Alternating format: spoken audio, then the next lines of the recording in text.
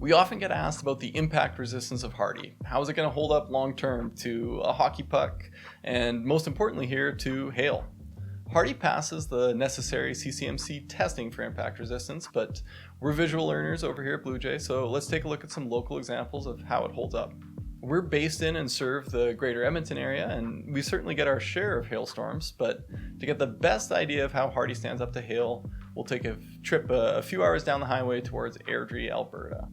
The first image here is a pretty striking one and a unique image for comparison. A portion of this condo building was damaged by a prior hailstorm, and the insurance company didn't want to pay to replace the whole exterior. So on the left side, you've got some recently installed Hardie siding, and on the right side, you've got the original vinyl.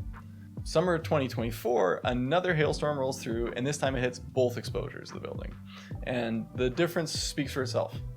Pretty wild. And if you've ever been annoyed by your insurance company, you can take some pleasure knowing that they absolutely paid more in the long run doing that project in two separate stages rather than just doing it once properly the first time. One important thing to note while we review these photos, we're not actually picking on vinyl siding. Vinyl has a really interesting space in our market in that it's the least expensive option, but it also moves moisture really well, has extremely minimal maintenance, and it's going to last 30 plus years in what is a really tough climate for exteriors. We're showing these photos as comparison to Hardie for two reasons. The first being that vinyl is not hail resistant, so you can see how strong these storms are. And the second is that it's the most common siding product here. So when we're trying to find something to compare the Hardie with, it's just easier to find vinyl than anything else.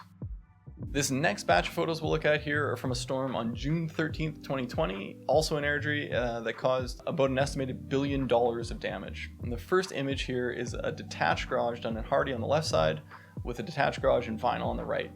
And you can see the hail has done some pretty significant damage to the vinyl. And then if you look further back at the homes behind them, the storm has caused so much damage to the vinyl that it's actually starting to come off of the house.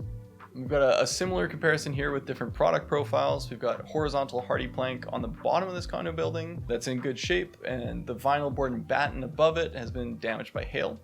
And conversely on this image, we've got Hardie panels standing up to the hailstorm while the horizontal vinyl on the home beside it has taken heavy damage.